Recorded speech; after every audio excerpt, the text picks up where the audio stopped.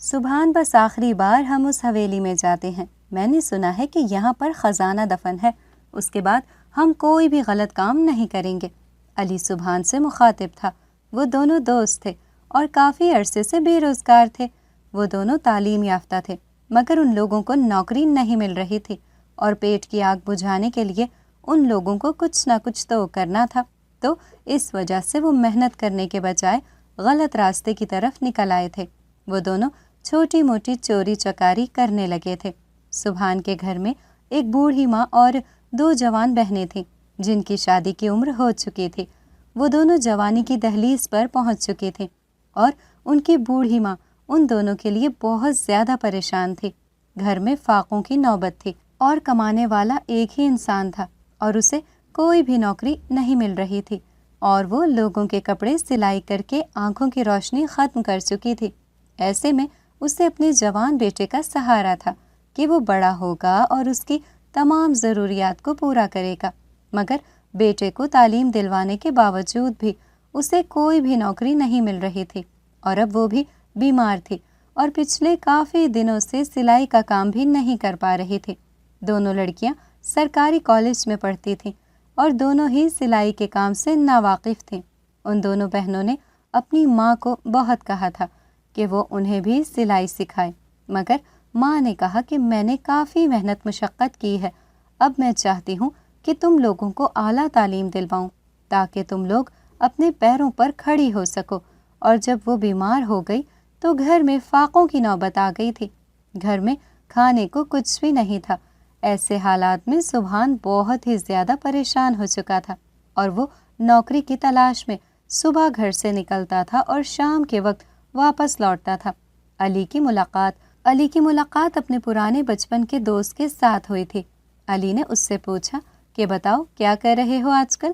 جواباً اس نے علی کو اپنے تمام حالات بتائے کہ وہ بہت زیادہ پریشان ہے۔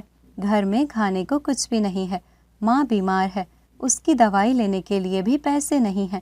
علی نے کہا کہ اسے فکر کرنے کی ضرورت نہیں۔ علی نے ایک کام شروع کیا ہے اور اسے بس علی کا اس کام میں ساتھ دینا ہے، بس اس کام میں پیسہ ہی پیسہ ہے۔ سبحان یہ سن کر بہت زیادہ حیران ہو چکا تھا۔ اس نے کہا کہ تم کس طرح کی بات کر رہے ہو؟ مگر میرے بھائی، آج کل کے زمانے میں بغیر پیسوں کے کوئی کام بھی شروع نہیں ہوتا۔ کام شروع کرنے کے لیے بھی سرمائے کی ضرورت ہوتی ہے، اور میرے پاس تو پھوٹی کوڑی بھی نہیں ہے۔ میں کس طرح سے کام شروع کر سکتا ہوں؟ نوکری ہے کہ وہ ملنے کا نام نہیں لے رہی۔ ایسے حالات میں تم خود مجھے بتاؤ کہ میں کیا کروں؟ ارے یار، تو تم پریشان کیوں ہو رہے ہو؟ میں یہی تو تمہیں کہہ رہا ہوں کہ میرے پاس تمہارے مسئلے کا حل ہے، اور شام کو میری بتائی ہوئی جگہ پر آ جانا۔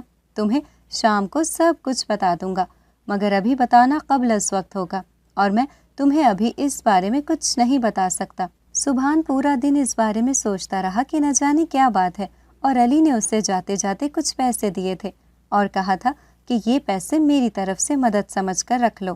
یہ پیسے ادھار نہیں ہیں، بلکہ ایک بھائی کی طرف سے دوسرے بھائی کے لیے مدد ہے۔ تم ان پیسوں سے اپنی ماں کے لیے دوا بھی لے لو اور کچھ راشن بھی گھر لے جاؤ۔ سبحان جب گھر میں واپس آیا تو خاصا مطمئن تھا۔ اس کی ماں نے اس کی شکل اور ہاتھ میں سامان دیکھ کے پوچھا کہ بیٹا، کیا تمہیں نوکری مل چکی ہے؟ اس نے کہا جی ماں، اب آپ کو پریشان ہونے کی کوئی ضرورت نہیں ہے، مجھے بہت اچھی نوکری مل چکی ہے۔ وہ اس سے تنخواہ کے بارے میں تفصیلات پوچھ رہی تھیں تو وہ انہیں جھوٹی سچی باتیں بتا کر مطمئن کرنے لگا، اور دل ہی دل میں سوچنے لگا اس نے اپنی ماں کو مطمئن تو کر دیا ہے، مگر نہ جانے علی ایسا کون سا کام کہے گا جو کرنا اس کے لیے ممکن ہوگا کہ نہیں۔ اور وہ بے تابی سے شام ہونے کا انتظار کر رہا تھا۔ شام کو جب علی سے ملنے کے لیے گیا تو علی کی بات سن کر وہ ساکت رہ گیا۔ علی نے اس سے کہا تھا کہ میرے بھائی، آج کل کے زمانے میں ان حالات میں ایمانداری سے روزی کمانا اور ان مشکل حالات کا مقابلہ کرنا بہت مشکل ہو چکا ہے۔ ایسے حالات میں انسان کو روزی روٹی کمانے کے لیے جب اسے حلال پہلے سے کمانے کا موقع نہیں مل رہا ہو تو وہ حرام راستے کی طرف ہی جائے گا یا پھر اپنے خاندان کو خود ہی مار دے گا۔ اب تم خود بتاؤ، جب تمہارے پاس سرمایہ نہیں ہے، تمہیں کوئی بھی ادھار دینے پر بھی تیار نہیں ہے، کیونکہ کوئی غریبوں کو ادھار نہیں دیتا، نوکری تمہیں مل نہیں رہی، تو ایسے حالات میں تمہارے پاس 2 ہی راستے بچ جاتے ہیں، یا تو اپنے خاندان کو مرتا ہوا دیکھو یا اپنے غلط راستے کی طرف چل پڑو۔ اب تم بتاؤ دونوں میں سے کون سا راستہ تلاش کرو گے؟ سبحان اس کی بات سن کر خاموش ہو گیا تھا۔ واقعی اس کے پاس کوئی بھی راستہ نہیں تھا۔ اس نے سوچا کہ چلو جب تک مجھے کوئی نوکری نہیں مل جاتی تب تک یہی کام کر لیتا ہوں۔ پھر ان دونوں نے چھوٹی موٹی دکانوں سے چوری کا سلسلہ شروع کر دیا تھا، مگر چوری چکاری کے علاوہ کوئی اور غلط کام نہیں کر رہے تھے۔ وہ اکثر بند گھروں یا دکانوں سے سامان اٹھا کر آگے بیچ دیا کرتے تھے۔ سبحان دل ہی دل میں اس کام سے خائف تھا۔ وہ چاہتا تھا کہ اسے جلد از جلد کوئی نوکری ملے اور وہ یہ غلط کام چھوڑ دے، کیونکہ اس کا ضمیر اسے یہ کام کرنے سے ملامت کرتا تھا۔ اس دن انہیں اپنے ایک دوست سے ایک حویلی کے بارے میں پتہ چلا تھا کہ وہ حویلی کافی سالوں سے بند ہے اور اس میں بہت ہی زیادہ قیمتی سامان ہے۔ اس حویلی کے بارے میں بہت ساری باتیں مشہور تھیں کہ وہاں جنات ہیں، وہاں پر جانے والے اور وہاں سے گزرنے والے لوگوں کے ساتھ اکثر پراسرار واقعات ہوتے رہتے ہیں۔ یہی وجہ ہے کہ کوئی اس کی طرف نہیں جاتا۔ وہ حویلی ان کے شہر سے تھوڑے سے فاصلے پر واقع تھی۔ اس کے آس پاس کوئی آبادی نہیں تھی۔ یہ حویلی ایک گاؤں کے ساتھ لگتی تھی اور گاؤں کے لوگ اس حویلی کی طرف نہیں جاتے تھے۔ گاؤں کے لوگوں کے بارے میں اس طرح کی باتیں مشہور تھیں کہ وہ توہم پرست ہوتے ہیں اور وہ جنات کے واقعات پر بہت ہی زیادہ یقین رکھتے ہیں، اور جب سے ان کو اس بارے میں پتہ چلا تو ان کا بھی یہی اندازہ تھا کہ دیہاتی لوگ اپنی روایت کو برقرار رکھتے ہوئے معمولی واقعات کو بھی بڑھا چڑھا کر بیان کرتے ہوں گے۔ ویسے بھی ان دونوں کو ایسی باتوں پر بالکل بھی یقین نہیں تھا۔ ان دونوں نے اپنے اپنے گھر میں یہ بتایا کہ وہ کام کے سلسلے میں شہر سے باہر جا رہے ہیں، انہیں واپسی پر کچھ وقت لگ سکتا ہے۔ سبحان نے اپنے گھر میں مہینے بھر کا راشن بھی ڈلوا دیا تھا اور کچھ پیسے اپنی امی کو دے کر آیا تھا۔ انہیں وہاں پر کچھ دن لگ جاتے تو انہیں اپنے خاندان کی طرف سے کسی قسم کا کوئی مسئلہ نہیں تھا۔ اگلے دن انہوں نے اپنا رکھتے سفر باندھ لیا اور بس کے ذریعے سے وہ دونوں گاؤں میں داخل ہو گئے تھے۔ گاؤں میں سب سے آخر پر یہ حویلی واقع تھی۔ انہوں نے گاؤں کے لوگوں سے اس حویلی کے بارے میں پوچھا تو وہ اپنے کانوں کو ہاتھ لگانے لگے اور انہیں وہاں پر جانے سے باز رہنے کے لیے کہنے لگے۔ ان دونوں نے کہا کہ وہ میڈیا میں سے ہیں اور وہ یہ دیکھنا چاہتے ہیں کہ اس کے بارے میں جو باتیں مشہور ہیں کیا وہ سچ ہے، کیا وہاں پر پراسرار واقعات ہوتے ہیں یا پھر کوئی اور معاملہ ہے، یا پھر کوئی اور کھیل جنات کے نام پر کھیلا جا رہا ہے۔ تب وہ لوگ ان کی باتیں سن کر خاموش ہو گئے تھے۔ پھر گاؤں کے لوگوں نے کسی قسم کی کوئی بات نہیں کی تھی اور اس کی خاموشی سے حویلی کا راستہ دکھا دیا تھا۔ یہ دونوں دوست جب حویلی میں داخل ہوئے تو حویلی کی حالت بہت ہی زیادہ خستہ تھی اور اس کا گیٹ بہت ہی زیادہ پرانا اور زنگ آلود تھا۔ حویلی بہت بڑی تھی مگر بہت ہی بری حالت میں تھی۔ جب انہوں نے دروازہ کھولا تو وہ زوردار چڑچڑاہٹ کی آواز کے ساتھ کھل گیا تھا۔ یہ دونوں اندر داخل ہوئے تو سبحان کو یہی ڈر تھا کہ اتنی اونچی اونچی گھاس تھی کہ کوئی سانپ نہ لپٹ جائے۔ وہ دونوں سنبھل سنبھل کر آگے قدم رکھ رہے تھے۔ وہ دونوں اپنا پورا بندوبست کر کے آئے تھے، جو کہ یہ حویلی سالوں سے بند تھی تو یہاں پر روشنی کا انتظام بھی یقیناً نہیں ہوگا۔ وہ دونوں اپنے ساتھ ٹارچ لے کر آئے تھے اور جب وہ دونوں اندر داخل ہوئے تو دن کے وقت بھی اندھیرے کا سما تھا۔ ان دونوں کو وہ سامان ملے گا۔ ان دونوں نے پوری حویلی کو دیکھا۔ بہت سا سامان جو ان دونوں کے لیے بہت زیادہ قیمتی تھا، اس کو بیچ کر بہت زیادہ پیسہ حاصل کر سکتے تھے۔ یہ سامان لے کر انہوں نے رات کے اندھیرے میں یہاں سے نکلنا تھا تاکہ گاؤں کے لوگ ان دونوں کو یہاں سے گزرتا ہوا دیکھ نہ سکیں۔ اگر وہ انہیں یہاں سے اتنا سامان اٹھائے ہوئے دیکھتے تو وہ ان پر شک کرتے کہ شاید وہ حویلی سے کچھ چرا کر لے گئے ہیں۔ ان دونوں نے پوری حویلی میں گھوم پھر کر دیکھا اور سارا سامان ایک جگہ پر اکٹھا کیا، اور ایک دروازہ ایسا تھا جو بند تھا، وہ جو کسی طور پر بھی کھل نہیں رہا تھا۔ ان دونوں نے بہت زیادہ زور لگانے کی کوشش کی مگر وہ دروازہ کسی طور پر بھی کھل نہیں رہا تھا۔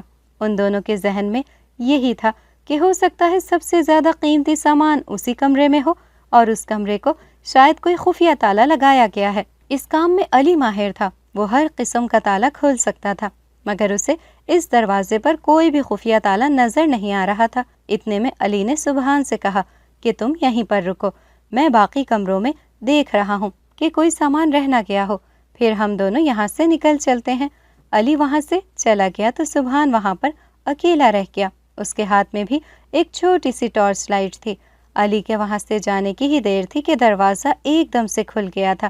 سبحان حیرت زدہ سا اس دروازے کے اندر داخل ہو گیا۔ اتنی کوشش کرنے کے باوجود یہ دروازہ نہیں کھلا تھا، تو اب کیسے اپنے آپ ہی دروازہ کھل گیا تھا؟ وہ یہی سوچتا ہوا کمرے کے اندر داخل ہوا تھا کہ دروازہ ایک زوردار آواز کے ساتھ بند ہو گیا تھا۔ سبحان نے پیچھے مڑ کر دیکھا اور دروازے کو کھولنے کی کوشش کی، مگر دروازہ کسی طور پر بھی نہیں کھل رہا تھا۔ اب کی بار وہ بہت زیادہ گھبرا گیا تھا اور وہ زور زور سے علی کو آوازیں دینے لگا تھا، مگر ایسا لگ رہا تھا جیسے اس کی آواز کمرے میں ہی گونج کر رہ گئی ہو۔ اس نے ٹارچ لائٹ کا رخ کمرے کی طرف کیا تو یہ کمرہ بالکل خالی تھا اور اس کمرے میں صرف 2 خالی کرسیاں پڑی ہوئی تھیں۔ اس کے علاوہ پورا کمرہ خالی تھا۔ یہاں پر ایسا کچھ بھی نہیں تھا، مگر پھر بھی ایسا کچھ تھا جو نہ ہوتے ہوئے بھی موجود تھا، جو نظر نہیں آ رہا تھا مگر پھر بھی اپنی موجودگی کا احساس دلا رہا تھا۔ سبحان کو کسی کی موجودگی کا احساس ہو رہا تھا۔ ابھی وہ یہی سوچ رہا تھا کہ اسے ہنسی کی کھنک کی آواز سنائی تھی۔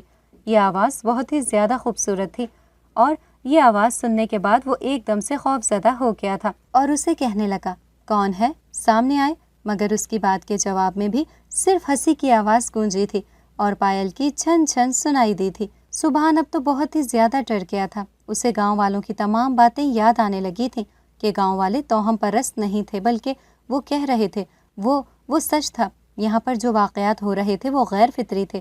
سبحان بہت ہی زیادہ خوف زدہ ہو چکا تھا۔ اس نے کہا، جو بھی ہے سامنے آئے، سامنے آ کر بات کرو۔ جب وہ یہ بات کر رہا تھا تو اس کی بات پر اس نے کہا، ٹھیک ہے، سامنے پڑی ہوئی کرسی پر آ کر بیٹھ جاؤ، میں تمہارے سامنے آ جاؤں گی۔ یہ آواز بہت ہی زیادہ دلکش تھی۔ سبحان ڈرتے ڈرتے ان دونوں میں سے ایک کرسی پر بیٹھ گیا تھا۔ اب یہاں اسے بیٹھے ہوئے چند لمحے ہی گزرے تھے کہ جب اس کے سامنے والی کرسی پر ایک ہیولا سا نمودار ہونے لگا۔ وہ سفید رنگ کا دھواں تھا، پھر وہ ایک لڑکی کی شکل میں تبدیل ہو گیا۔ وہ بے تحاشا خوبصورت تھی۔ اس نے سفید رنگ کا لمبا سا فراک پہنا ہوا تھا اور سفید رنگ میں اس کا چہرہ چاند کی مانند چمک رہا تھا۔ اب پورا کمرہ ایک دم سے روشن ہو گیا تھا اور یہ روشنی کہاں سے آ رہی تھی؟ سبحان یہ سمجھنے سے قاصر تھا۔ وہ لڑکی اسے دیکھ کر دلکشی سے مسکرا رہی تھی اور سبحان کا خوف کے مارے برا حال تھا۔ یہ سمجھنے سے قاصر تھا کہ ایک دم سے بند کمرے میں یہ لڑکی اس کے سامنے کس طرح سے ظاہر ہو گئی تھی۔ یقیناً یہ لڑکی کوئی عام انسان نہیں تھی، یہ جنات سے تعلق رکھتی تھی یا یہ کوئی پری تھی۔ ابھی سوچ ہی رہا تھا کہ وہ لڑکی کہنے لگی کہ تمہیں مجھ سے ڈرنے کی کوئی ضرورت نہیں ہے، تم آج سے مجھے اپنا دوست سمجھو۔ اس کی بات سن کر سبحان کا خوف قدرے کم ہوا تو وہ کہنے لگا کہ تم کون ہو اور یہاں پر کب سے رہ رہی ہو؟ اس کی بات پر وہ لڑکی کہنے لگی کہ میں جنات کے قبیلے سے تعلق رکھتی ہوں، میرا نام مینا ہے اور میں جنات کے سردار کی بیٹی ہوں۔ یہاں پر میں پچھلے 5 سال سے رہ رہی ہوں اور یہ گھر پچھلے 10 سال سے بند ہے۔ سبحان کہنے لگا کہ اس جگہ کے بارے میں جو باتیں مشہور ہیں کیا وہ سچ ہیں؟ تم ہی ہو وہ جو یہاں پر آنے والے لوگوں کو ڈراتی ہو اور یہاں سے کسی کو بھی گزرنے نہیں دیتی؟ اس کی بات پر وہ لڑکی کہنے لگی کہ نہیں، میں اپنے کام سے کام رکھتی ہوں۔ وہ میری بہن تنو ہے جو لوگوں کے ساتھ شرارتیں کرتی ہے۔ وہ بہت ہی زیادہ شرارتی ہے اور اسے دوسروں کو تنگ کرنے میں مزہ آتا ہے۔ سبحان اسے دیکھ رہا تھا مگر اسے یقین نہیں آ رہا تھا کہ واقعی ایک جن ذاتی ہے، کیونکہ وہ بہت ہی زیادہ خوبصورت تھی اور وہ بہت اچھے انداز میں اس کے ساتھ بات کر رہی تھی۔ سبحان دل ہی دل میں اسے بہت زیادہ متاثر ہو چکا تھا۔ مینا سبحان سے کہنے لگی کہ تم یہاں پر جس نیت سے آئے ہو، تنو اس وجہ سے تم لوگوں کو اس بات کی سزا دینا چاہتی تھی، مگر میں نے اسے تمہیں سزا دینے سے روک دیا اور پھر تمہیں بہانے سے اس کمرے میں بلا لیا۔ اس کی بات پر سبحان چونکا اور کہنے لگا کہ تم نے مجھے سزا سے کیوں بچایا؟ اب کی بار وہ جن زادی شرماتے ہوئے بولی کہ مجھے تمہاری آنکھیں بہت ہی زیادہ پسند آئی ہیں، بلکہ یوں کہنا چاہیے تمہیں پہلی نظر میں پسند کرنے لگی ہوں۔ سبحان یہ بات سن کر ہکا بکا رہ گیا تھا۔ اسے ایسی بات سننے کی امید نہیں تھی۔ اسے آج تک کسی لڑکی نے محبت کا اظہار نہیں کیا تھا، تو ایک جن زادی اس سے محبت کا اظہار کر رہی تھی۔ سبحان بے شک بے تحاشا حسین تھا، مگر وہ ایک غریب انسان تھا اور آج کل کی لڑکیاں غریب لڑکوں کو پوچھتی بھی نہیں ہیں۔ ان کے ساتھ شادی کرنا تو بہت دور کی بات ہے۔ کتنی دیر تک وہ اس جنزادی کے ساتھ بیٹھا باتیں کرتا رہا۔ اب اس کا خوف کافی حد تک زائل ہو چکا تھا اور اس ڈر کی جگہ اپنائیت اور دوستی نے لے لی تھی۔ کافی دیر کے بعد اسے اپنے دوست کا خیال آیا تو وہ جنزادی اس کی بات پر زور سے ہنس پڑی اور کہنے لگی کہ تنو نے اسے بہت زیادہ تنگ کر دیا ہے اور وہ بے ہوش حالت میں پڑا ہے۔ آپ اسے ہوش میں لے کر آئیں اور یہاں سے نکلنے کی کریں، ورنہ آپ لوگوں کو نقصان اٹھانا بھی پڑ سکتا ہے۔ ہو سکتا ہے یہاں پر پولیس چھاپا مار دے، کیونکہ وہ بھی اس جگہ کے بارے میں کافی حد تک تو مشکوک ہو چکی ہے کہ ایسا یہاں پر کیا ہو رہا ہے جو لوگ اس کے اندر نہیں آتے۔ اس سے پہلے آپ یہاں سے نکل چلیں، ورنہ کسی مصیبت میں پھنس جائیں گے۔ سبحان جلدی سے باہر نکلا اور اپنے دوست کو ڈھونڈنے لگا۔ سامنے ہی اس کا دوست زمین پر بے ہوش حالت میں پڑا ہوا تھا۔ سبحان نے اس پر پانی کے چھینٹے مارے۔ کتنی دیر کے بعد وہ ہوش میں آیا۔ وہ بہت ہی زیادہ گھبرا رہا تھا۔ اس نے کہا کہ ابھی یہاں پر ایک لڑکی تھی، خوفناک سی، وہ کہاں گئی؟ تو سبحان کہنے لگا جلدی چلو یہاں سے، یہ نہ ہو کہ کوئی مسئلہ بن جائے۔ مگر علی تو جیسے کسی طور پر بھی ہوش میں نہیں آ رہا تھا۔ اس نے نہ جانے ایسا کیا دیکھا تھا کہ وہ بہت ہی زیادہ گھبرایا ہوا تھا۔ سبحان اسے بہت مشکل سے باہر لے کر آیا تھا اور سارا سامان بھی بائک کے ساتھ اس نے خود باندھا تھا، اور پھر بمشکل علی کو بائک پر بٹھایا اور وہاں سے چل نکلا۔ وہاں سے نکلتے وقت مینا نے اسے کہا تھا کہ وہ اسے ملنے کے لیے ضرور آئے گی۔ مینا نے اسے اپنے ہاتھ سے ایک انگوٹھی اتار کر دی تھی اور اس سے کہا تھا کہ جب بھی اس کی یاد آئے اس انگوٹھی کو دیکھ کر 3 بار اس کا نام لے کر پکارنا تو اس کے سامنے آ جائے گی۔ سبحان نے اس انگوٹھی کو لے کر کسی قیمتی متاع حیات کی طرح سنبھال لیا تھا۔ گھر آنے کے بعد علی کی حالت ویسی کی ویسی ہی تھی۔ وہ بہت ہی زیادہ ڈرا ہوا تھا۔ سبحان تو اس کے بارے میں سب کچھ جانتا تھا۔ پھر وہ اسے ایک حافظ صاحب کے پاس لے کر گیا۔ انہوں نے علی کو دم کیا اور تب جا کر علی کی حالت سنبھلی، مگر اس کے بعد علی نے تمام برے کاموں سے توبہ کر لی تھی اور سبحان کو بھی کہا تھا کہ آج کے بعد اس قسم کا کوئی کام نہیں کرنا۔ سبحان کو اس کے رویے پر حیرت تھی، مگر اس بات پر خوشی بھی تھی کہ وہ لوگ غلط راستے پر مزید چلنے سے بچ گئے تھے۔ پھر اس نے رات کے وقت انگوٹھی کی مدد سے ہی مینا کو بلایا۔ اگلے ہی لمحے وہ اس کے سامنے تھی اور وہ آج کالے رنگ کے لباس میں تھی اور اس دن سے زیادہ حسین لگ رہی تھی۔ آج اس کی گوری رنگت اس رنگ میں دمک رہی تھی اور بے تحاشا حسین لگ رہی تھی۔ سبحان نے اس کو دیکھا، دیکھتا ہی رہ گیا۔ اس نے اسے اپنا مسئلہ بتایا کہ وہ یہ غلط کام چھوڑنا چاہتا ہے، مگر اسے کوئی نوکری نہیں مل رہی اور کاروبار کرنے کے لیے اس کے پاس پیسہ نہیں ہے۔ وہ کیا کرے کہ وہ غلط کام بھی نہ کرے اور خاندان کی کفالت بھی کر سکے۔ جنزادی نے کہا ٹھیک ہے، اب جب تم انٹرویو دینے جاؤ گے تو میں تمہارے ساتھ جاؤں گی اور میں دیکھتی ہوں کہ تمہیں کوئی نوکری پر کیسے نہیں رکھتا۔ اگلے ہی دن سبحان نے انٹرویو کے لیے جانا تھا۔ وہ جنزادی کی بات پر حیران رہ گیا اور اس سے کہنے لگا کہ تم ایسا کیا کرو گی؟ وہ کہنے لگی تم دیکھتے جاؤ، وہ میرا کام ہے، وہ مجھے ہی کرنے دو۔ اگلے دن جب سبحان وہاں پر انٹرویو دینے کے لیے گیا تو اس کی حیرت کی انتہا نہیں رہی۔ ان لوگوں نے نہ صرف اسے نوکری پر رکھ لیا بلکہ اپائنٹمنٹ لیٹر دینے کے بعد کہا کہ آپ نے کل سے ہی جوائن کر لینا ہے۔ سبحان بہت ہی زیادہ خوش تھا، مگر ساتھ وہ حیرت زدہ بھی تھا۔ اسے اتنی آسانی سے نوکری مل گئی تھی اور وہ بہت ہی زیادہ خوش ہو رہا تھا۔ اسے نوکری کرتے ہوئے کافی عرصہ گزر چکا تھا اور ہر روز وہ جنزادی بھی اس کے پاس آتی تھی اور گھنٹوں وہ دونوں باتیں کرتے رہتے تھے۔ ایک دن وہ جنزادی اس کے پاس آئی تو چہرے سے بہت ہی زیادہ اداس اور پریشان لگ رہی تھی۔ سبحان نے اس سے پوچھا کیا معاملہ ہے، تم کیوں پریشان لگ رہی ہو؟ وہ زور زور سے رونے لگی۔ اب اس کو اس طرح سے روتا ہوا دیکھ کر سبحان اور بھی زیادہ پریشان ہو چکا تھا۔ خدا کے لیے مجھے بتاؤ کہ کیا معاملہ ہے، تم کیوں اس قدر رو رہی ہو، کیوں اتنا پریشان ہو رہی ہو، ساتھ مجھے بھی پریشان کر رہی ہو؟ مینا کہنے لگی کہ ایک جادوگر ہے، مجھ پر نظر پڑ چکی ہے اور وہ مجھے قید کرنے کے چکر میں ہے، مجھے قید کرنے کے لیے وہ چلے کاٹ رہا ہے۔ سبحان یہ سن کر بہت ہی زیادہ پریشان ہو چکا تھا۔ وہ کہنے لگا کہ پھر اس کا کیا حل ہو سکتا ہے؟ وہ جنزادی کہنے لگی کہ اس کو کسی طریقے سے اس عمل سے روک دیا جائے تو اس کا عمل ناکام ہو سکتا ہے اور اس کا عمل الٹا پڑ سکتا ہے۔ سبحان اس کی بات پر کچھ سوچنے لگا اور پھر اسے پوچھنے لگا کہ اس کا عمل کس طرح سے ناکام بنایا جا سکتا ہے، اس بارے میں تم کیا جانتی ہو؟ وہ جنزادی کہنے لگی کہ جادوگر بہت ہی زیادہ ظالم ہے، اگر اس نے مجھے قید کر لیا تو مجھ سے بہت ہی غلط قسم کے کام کروائے گا۔ اس کو روکنے کا طریقہ ایک عامل بابا ہیں جنہیں سب شاہ صاحب کہتے ہیں۔ وہ بہت نیک اور خدا ترس انسان ہیں۔ جنات ان کے دوست ہیں اور میں بھی اکثر ان کے دربار پر حاضری دیتی رہتی تھی۔ اس بارے میں بہتر طور پر وہی بتا سکتے ہیں کہ میں اس جادوگر سے کس طرح سے چھٹکارا حاصل کر سکتی ہوں، کیونکہ اگر میں ایک بار اس کی قید میں چلی گئی تو پھر رہائی ناممکن ہے۔ سبحان اس کو ہر ممکن طریقے سے بچانا چاہتا تھا اور اسے کہنے لگا کہ مجھے بتاؤ کہ شاہ صاحب کہاں پر رہتے ہیں۔ وہ جنزادی کے ساتھ ہی شاہ صاحب کے آستانے پر حاضر ہوا تھا اور شاہ صاحب کے پاس آتے ہی اپنا مدعا بیان کیا کہ وہ اس حوالے سے شاہ صاحب کی مدد چاہتا ہے۔ مینا شاہ صاحب کے سامنے رو پڑی تھی اور کہنے لگی، آپ مجھے اچھے سے جانتے ہیں کہ میں نے کبھی کسی انسان کو تنگ نہیں کیا، میں نے کبھی کسی کے ساتھ کوئی شرارت نہیں کی، اور اگر میں ایک بار اس کی غلامی میں چلی گئی تو وہ مجھ سے برے کام کروائے گا جو کہ میں کرنا نہیں چاہتی۔ مجھے اس سے آزادی چاہیے۔ شاہ صاحب کہنے لگے کہ اس کا ایک ہی حل ہے کہ اسے جادوگر کے عمل کو روک دیا جائے، اس کے عمل کو ناکام بنا دیا جائے۔ سبحان نے اس سے پوچھا کہ وہ تو ٹھیک ہے، مگر ان کے عمل کو کیسے ناکام بنایا جا سکتا ہے؟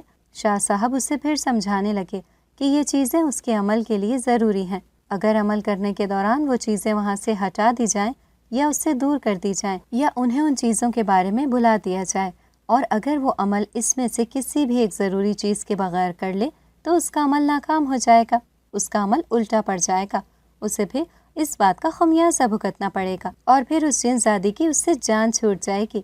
وہ لوگ وہاں سے گھر پر واپس آ گئے۔ سبحان اسی بارے میں سوچ رہا تھا کہ وہ اس عامل کو کس طرح سے یہ عمل کرنے سے روک سکتا ہے۔ پھر اسے مینا نے ایک ترکیب بتائی۔ یہ سن کر پہلے تو سبحان گڑبڑا گیا کہ پکڑا نہ جائے اور وہ کسی نئی مصیبت میں گرفتار نہ ہو جائے، مگر پھر مینا کے یقین دلانے پر وہ یہ کام کرنے پر رضامند ہو گیا تھا۔ ویسے بھی اسے مینا سے عجیب سی انسیت ہو گئی تھی، وہ اس کی محبت میں گرفتار ہو گیا تھا۔ وہ جانتا تھا کہ مینا ایک جن زادی ہے، ان دونوں کا کبھی بھی آپس میں ملاپ نہیں ہو سکتا، مگر اس کے باوجود وہ اس کو دل دے بیٹھا تھا۔ اس کی زندگی میں آج تک کوئی لڑکی نہیں آئی تھی اور نہ ہی کبھی وہ محبت کے مفہوم سے آشنا ہوا تھا۔ مینا نے ہی اسے محبت کے ذائقے سے روشناس کروایا تھا، اور اسے نصیب نہ آیا تھا کہ انسان کو صرف اپنے لیے نہیں بلکہ دوسروں کے لیے بھی جینا چاہیے۔ اسی لیے وہ اپنی جان خطرے میں ڈال کر اس کی جان بچانے کے لیے آگ کے دریا میں کود پڑا تھا، اور وہ ایک منصوبے کے تحت اس جادوگر کے پاس حاضر ہوا اور اسے یہ کہنے لگا کہ میں عملیات سیکھنا چاہتا ہوں۔ میں نے آپ کی بہت شہرت سنی ہے کہ آپ بہت پہنچے ہوئے عامل ہیں اور آپ کا علم وسیع ہے، اور کتنے ہی لوگ آپ سے فیض حاصل کر چکے ہیں، آپ کے کتنے ہی شاگرد رہ چکے ہیں۔ میں بھی ہمیشہ آپ کا خدمت گزار رہوں گا۔ آپ مجھے اپنی شاگردی میں لے لیں اور مجھے یہ علم سکھا دیں۔ وہ عامل اس کو گہری نظر سے دیکھ رہا تھا، جیسے اس کو اندر تک جانچ پڑتال کرنا چاہ رہا ہو، جیسے اس کی بات کی سچائی کی حد تک اترنا چاہتا ہو، جیسے جاننا چاہتا ہو کہ اس کی بات میں کتنی سچائی ہے اور وہ اپنے دعوے میں کس قدر سچا ہے۔ مگر سبحان نے اپنے جذبات اور احساسات پر کنٹرول رکھا ہوا تھا، اسے کسی بات کا احساس نہیں ہونے دیا۔ اس عامل نے کہا کہ ٹھیک ہے، تم کچھ دن تک ہمارے آستانے پر آتے رہو، میں دیکھوں گا کہ تم میں علم حاصل کرنے کی کس حد تک طلب ہے، تمہاری جانچ پڑتال کروں گا، تم پر نظر رکھوں گا۔ یہ علم ایسے ہی تو نہیں کسی ایرے غیرے کے ساتھ بانٹ دیا جاتا، یہ سینے کے راز ہوتے ہیں، یہ ہر کسی پر نہیں کھولے جاتے۔ پہلے انسان کی جانچ پڑتال کی جاتی ہے، اس کے بعد ہی اس پر راز آشکار کیے جاتے ہیں۔ یہی علم کا حصول ہے اور یہی اس کے طالب کی طلب، اندازہ لگانے کا طریقہ ہے، وہ کس حد تک اس کی طلب رکھتا ہے۔ یہ تمام باتیں سبحان کے سر کے اوپر سے گزر رہی تھیں، مگر اس کی ہر بات پر سر تائیدی انداز میں ہلا رہا تھا، جیسے ہر بات کی سمجھ آ رہی ہے۔ وہ عامل اس کو بغور دیکھ رہا تھا، مگر وہ سمجھنے سے قاصر تھا کہ اس لڑکے کا مقصد کیا ہے۔ اسے یہی ڈر تھا کہ یہ کہیں اس کے کسی دشمن کا کارندہ تو نہیں ہے جو اسے نقصان پہنچانے کے لیے اس کے آستانے پر آیا ہو۔ سبحان نے اسے کہا کہ وہ پورا دن ذریعہ معاش کی تلاش میں رہتا ہے اور رات کو وہ اس کے آستانے پر آیا کرے گا۔ اس عامل نے اسے اجازت دے دی تھی اور اپنا ایک موکل اس کے پیچھے لگا دیا تھا۔ اس بات کے بارے میں مینا کو اندازہ تھا، اس لیے وہ کئی دن تک سبحان کے آس پاس بھی نہیں بھٹکی تھی، کہیں وہ عامل اس کے بارے میں کچھ جان لے، کسی قسم کے شک میں مبتلا نہ ہو جائے اور ان کا بنا بنایا کھیل بگڑ نہ جائے۔ جب اس عامل کو ہر طرح سے یقین ہو گیا کہ سبحان اس کے کسی بھی دشمن کے ساتھ نہیں ملا ہوا، تو اس نے اپنے خادم کے ذریعے سبحان کو اپنے آستانے پر بلا لیا تھا، مگر ابھی بھی اس پر مکمل طور پر اعتماد بحال نہیں ہوا تھا۔ وہ اسے اپنے آستانے کی صفائی کرواتا تھا۔ ابھی عامل کو عمل شروع کیے ہوئے کچھ ہی دن ہوئے تھے، ابھی یہ عمل درمیان میں نہیں پہنچا تھا۔ یہ عمل 40 دن کا تھا، اور 40 دن کا عمل مکمل ہو جاتا تو وہ جن زادی ہمیشہ ہمیشہ کے لیے اس کے قبضے میں آ جاتی۔ اس عمل کو 40 دن ہونے سے پہلے روکنا تھا، اور اس سے پہلے سبحان کو اس کے دل میں اپنے لیے اعتماد بحال کرنا تھا۔ سبحان اس عامل کے لیے بہت ہی زیادہ عقیدت کا مظاہرہ کرتا تھا، اور اس کے ساتھ بہت ہی محبت اور احترام سے پیش آتا تھا۔ رفتہ رفتہ اس عامل کے دل میں سبحان کے لیے نرم جذبات پیدا ہونا شروع ہو گئے، اور اسے اس بات کا یقین ہونے لگا تھا کہ اس میں علم حاصل کرنے کی طلب ہے، اور اس نے یہ سوچ لیا تھا کہ وہ اس پر اعتماد کرے گا اور اسے اپنی شاگردی میں لے لے گا۔ اب اسے جہاں پر عمل کرنا تھا وہاں تک جانے کی اجازت مل چکی تھی۔ اب اس نے عمل کو بغور دیکھنا شروع کر دیا کہ وہ عمل کے دوران کون کون سی ضروری چیزیں لے کر جاتا ہے۔ تب اسے پتہ چلا تھا کہ وہ عامل اپنے ساتھ یہ ضروری چیزیں لے کر جاتا ہے، اور ان کے بغیر وہ کبھی بھی اپنا عمل شروع نہیں کرتا۔ اس نے ان چیزوں کو ذہن نشین کرنا شروع کر دیا، اور یہ سوچنے لگا کہ وہ عمل کے دوران اس عامل کو ان چیزوں کے بارے میں کیسے بھلا سکتا ہے۔ پھر ایک دن اسے موقع مل ہی گیا تھا۔ اس دن بہت تیز بارش ہو رہی تھی اور بجلی بھی بند تھی۔ وہ عامل عمل کے دوران موم بتیاں اور ماچس ضرور لے کر جاتا تھا۔ سبحان نے موم بتیاں اور ماچس کی ڈبیا گیلی کر کے اس کے سامنے رکھ دی تھی۔ یہ چیزوں کو اس کے سامان میں ڈال دیا تھا تاکہ اس عامل کو کسی قسم کا کوئی شک نہ ہو سکے۔ پھر وہ عامل سرسری انداز میں اپنے ساز و سامان کو دیکھنے لگا، اپنا عمل کرنے کے لیے چلا گیا تھا۔ یہ سب اس کے اعتبار کے بندے تھے، یہ سب اس کے شاگرد تھے اور اس کے خادم تھے، اور وہ سبحان پر بھی بہت زیادہ اعتبار کرنے لگا تھا۔ اس کے وہم و گمان میں بھی نہیں تھا کہ اس کے ساتھ ایسا بھی ہو سکتا ہے۔ اس عامل کو گئے ہوئے تھوڑی ہی دیر گزری تھی کہ جب ان لوگوں کو اس کی چیخوں کی آواز سنائی دی تھی۔ طوفانی بارش بھی، آسمان پر بجلی چمک رہی تھی اور ٹھنڈی تیز ہوا چل رہی تھی۔ پہلے تو ان لوگوں کو اس عامل کی آواز سنائی ہی نہیں تھی۔ جب اس کی چیخوں کی آواز ان تک پہنچی تو وہ بھاگے بھاگے وہاں پر پہنچے، اور عامل آگ میں بری طرح سے جل رہا تھا۔ مگر حیرت کی بات یہ تھی کہ اتنی تیز بارش میں آگ کس طرح جل رہی تھی؟ مگر یہ شاید اس عمل کی کاٹ تھی جو الٹا اس عامل پر پڑ گیا۔ اس کے کارندے اس کو اٹھا کر اس وقت ہسپتال لے گئے۔ سبحان بھی اس کے ساتھ بھاگم بھاگ پہنچا کہ کہیں اس پر کوئی کسی قسم کا شک نہ کرے۔ وہ عامل بری طرح سے جل چکا تھا، مگر اس نے اپنے موکلات کے ذریعے پتہ چلا لیا تھا کہ اس کے ساتھ جو کچھ بھی ہوا تھا سبحان کی وجہ سے ہوا تھا۔ وہ قہر بھری نظروں سے سبحان کو دیکھ رہا تھا، مگر وہ اپنی زبان سے کچھ بھی نہ کہہ سکتا تھا۔ ڈاکٹروں نے اس کو بچانے کی بہت کوشش کی، مگر وہ اپنے انجام تک پہنچ چکا تھا۔ لوگ اس کے شر سے محفوظ ہو چکے تھے۔ اس کے پاس جو غلام تھے وہ سب آزاد ہو چکے تھے اور اب اپنی آزادی پر جشن منا رہے تھے۔ وہ اپنے کارندوں کو یہ نہیں بتا سکتا تھا کہ یہ سب سبحان کی وجہ سے ہوا، ورنہ وہ سب اس کے دشمن بن جاتے، اور یہ سب اس کے حق میں اچھا ہوا تھا کہ وہ مرتے وقت کسی کے ساتھ کوئی بات نہیں کر سکا تھا، مگر کوئی تھا جو سچ جان چکا تھا اور جو اس کا خاص تھا، اور وہ اب سبحان کا دشمن بن چکا تھا۔ وہ کامنی چڑیل تھی، وہ اس عامل کی غلام اور اس کی عاشق بھی تھی۔ وہ اس کے اشارے پر کوئی بھی کام کرنے کو تیار رہتی تھی۔ اب اس کا محبوب اس سے سبحان کی وجہ سے دور ہوا تھا اور وہ سبحان کی جانی دشمن بن چکی تھی۔ عامل نے مرتے وقت اسے بتا دیا تھا کہ یہ سب کچھ سبحان کی وجہ سے ہوا ہے۔ اس نے سوچ لیا تھا کہ وہ اس سے اپنا انتقام ضرور لے گی، اسے ایسا مزہ چکھائے گی کہ وہ ساری زندگی یاد رکھے گا۔ سبحان اپنے گھر میں واپس آ چکا تھا اور مینا اس کے سامنے حاضر ہو چکی تھی، اور وہ بہت زیادہ خوش تھی کہ اس کی اس جادوگر سے جان چھوٹ گئی تھی، مگر ساتھ اسے ایک خوف بھی ستا رہا تھا کہ کہیں اس عامل نے اپنے کسی موکل کو سبحان کے بارے میں بتا دیا ہو۔ سبحان نے اسے تسلی دی کہ کسی کو بھی اس پر کسی قسم کا کوئی شک نہیں ہوا۔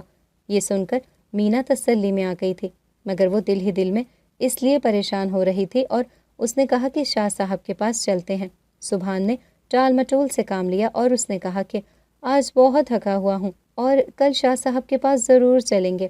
اس کی تھکن کا خیال کر کے مینا نے اسے سونے کے لیے کہا اور خود وہاں سے چلی گئی۔ سبحان سو رہا تھا۔ رات کا نہ جانے کون سا پہر تھا جب ایک عجیب سے احساس سے اس کی آنکھیں کھلی تھیں۔ اس نے جب آنکھیں کھول کر دیکھا تو اس کے سامنے ایک عجیب و غریب قسم کی عورت کھڑی تھی۔ جو کہ بہت ہی زیادہ خوفناک تھی۔ اس کی آنکھوں کی جگہ بڑے بڑے آگ کے گڑھے تھے اور اس کے بال پاؤں تک چھو رہے تھے۔ سبحان اسے دیکھ کر خوف زدہ ہو گیا اور اپنی جگہ پر بیٹھ گیا اور اسے کہنے لگا، تو تم کون ہو؟ اس عورت نے زوردار قہقہہ لگایا اور کہا، ابھی صرف میرا روپ دیکھ کر تم گھبرا گئے، ابھی تو تمہیں بہت کچھ دیکھنا باقی ہے۔ اس بات پر سبحان حیران پریشان رہ گیا اور اسے کہنے لگا، مجھے بتاؤ تم مجھ سے کیا چاہتی ہو؟ وہ کہنے لگی، میرا نام کامنی چڑیل ہے اور جس عامل کو تم نے ختم کیا ہے وہ میرا محبوب تھا اور میں اس کی موت کا تم سے انتقام لوں گی۔ یہ سن کر سبحان تو ہکا بکا رہ گیا تھا۔ اس کے وہم و گمان میں بھی نہیں تھا کہ اسے ایسی صورتحال کا سامنا بھی کرنا پڑ سکتا ہے۔ تھوڑی دیر کے بعد کامنی وہاں سے غائب ہو چکی تھی۔ سبحان نے اسی وقت مینا کو بلایا اور اسے یہ سارا مسئلہ بتایا۔ سن کر مینا بھی پریشان ہو گئی، کہنے لگی کہ مجھے پہلے ہی اس پر شک تھا، مجھے پہلے ہی اندازہ تھا کہ ایسا ہو سکتا ہے، اسی لیے میں تم سے کہہ رہی تھی کہ ابھی شاہ صاحب کے پاس چلو۔ سبحان کو اپنی غلطی کا احساس ہوا۔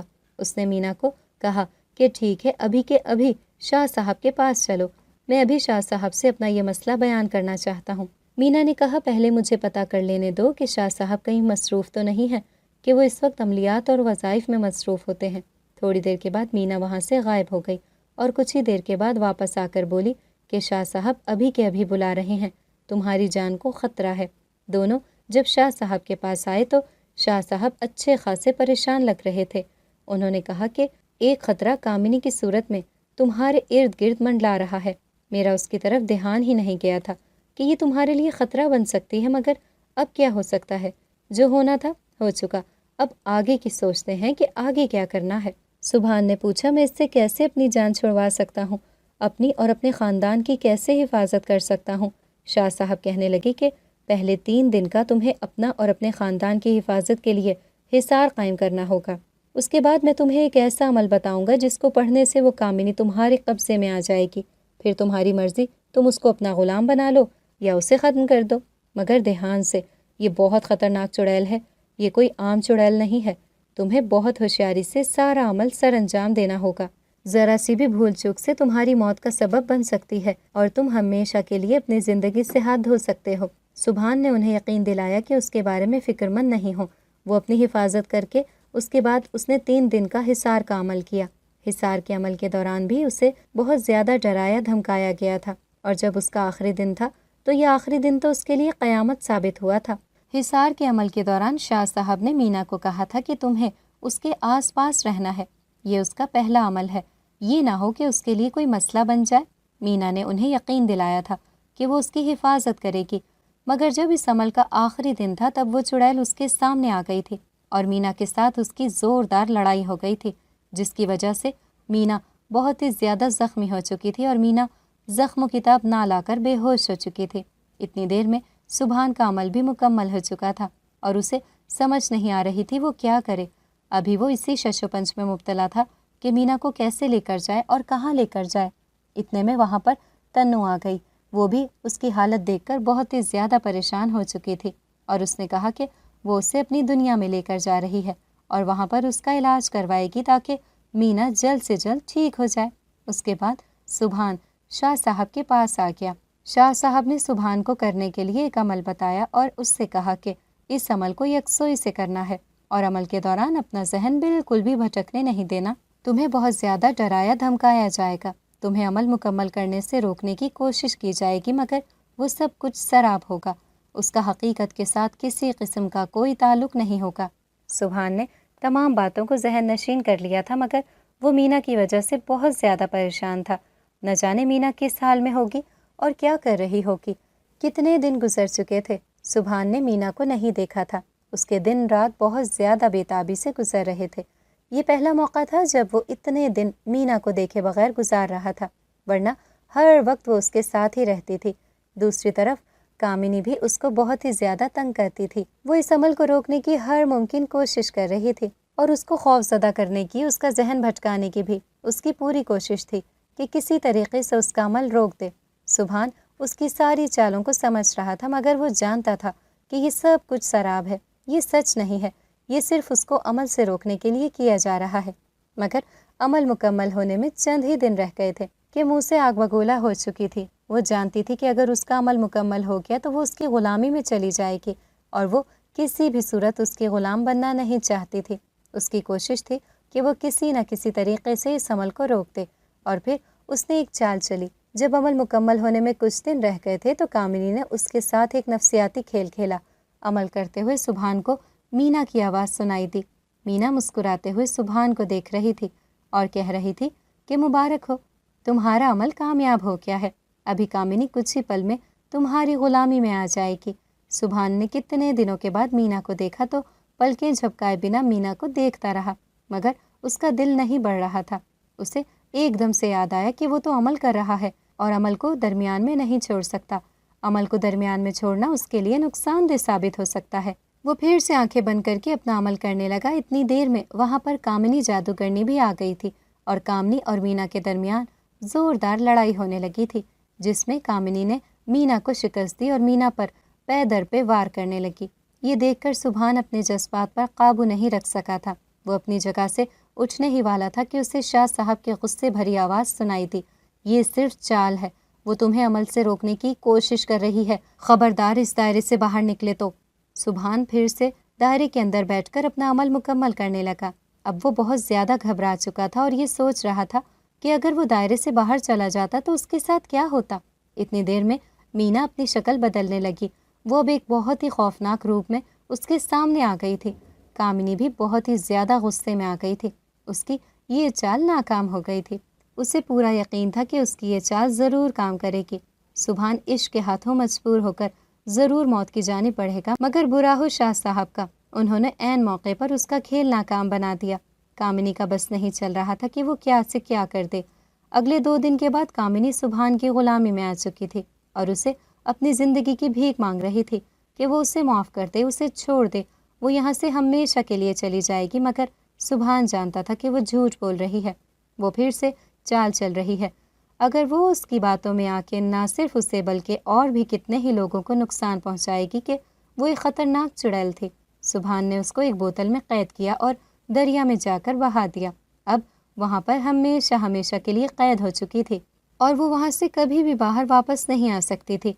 कामिनी को ख़त्म करने के बाद सुभान अपने घर वापस आ गया था। उसकी ज़िंदगी बहुत अच्छे तरीक़े से गुजर रही थी। उसकी जॉब में तरक्की हो गई थी और बहनों की तालीम BA तक हो चुकी थी। उसकी अम्मी का इरादा उन दोनों की अब आगे शादी करने का था। वो उन दोनों को पढ़ाने के मूड में बिल्कुल भी नहीं थी। वो उन्हें अपने साथ सिलाई के काम में मसरूफ़ रखती थी और उन तीनों ने मिलकर घर में ही छोटी सी बुटीक बना ली थी। उसकी अम्मी ने दोनों बहनों का जहेज़ भी तैयार करना शुरू कर दिया था। वो चाहती थी कि बहनों की शादी के बाद वो उसकी भी शादी कर दें और अपनी बहू को भी जल्द अज जल्द घर में ले आएँ। मगर वो जब भी उसके सामने शादी का नाम लेती थी तो उससे उसकी जिनज़ादी की याद आ जाती थी। 2 साल का अरसा गुजर चुका था। उसने दोबारा कभी मीना को नहीं देखा था और ना ही मीना कभी यहाँ पर आई थी। वो उसे रोज़ याद करता था और हर रोज़ उसे याद करते करते सो जाता था। आज उसे याद कर रहा था जब उसे सोते हुए एक अजीब से एहसास के साथ आँख खुली थी। कमरे में वही मानोस खुशबू फैली हुई थी। उसे एकदम से मीना की याद आ गई। थोड़ी देर के बाद मीना उसके सामने थी। वो अभी तक बिल्कुल वैसी की वैसी ही थी। वो बिल्कुल भी नहीं बदली थी। सुभान उसे कितनी देर तक बेताब नज़रों से देखता रहा और उसे ये शिकवा करने लगा कि वो इतने वक्त के बाद वापस आई है। उसे एक बार भी सुभान का ख्याल नहीं आया। मीना कहने लगी कि मैंने बहुत बार कोशिश की कि यहाँ पर आऊँ तो मैं तुमसे मिलूँ, मगर मुझे अपने कबीले और अपने माँ बाप की तरफ से इजाज़त नहीं थी। मैं बहुत बड़ी मुसीबत में फंस चुकी थी और फिर मैं जिस हालत में यहाँ से गई थी वो लोग मुझे वापस कैसे आने दे सकते थे।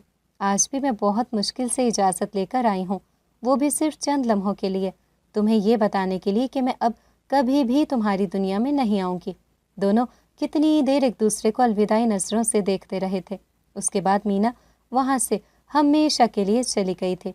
फिर सुभान ने अपनी माँ की मर्ज़ी से एक लड़की के साथ शादी कर ली थी, मगर मीना को वो कभी भी भुला नहीं पाया था।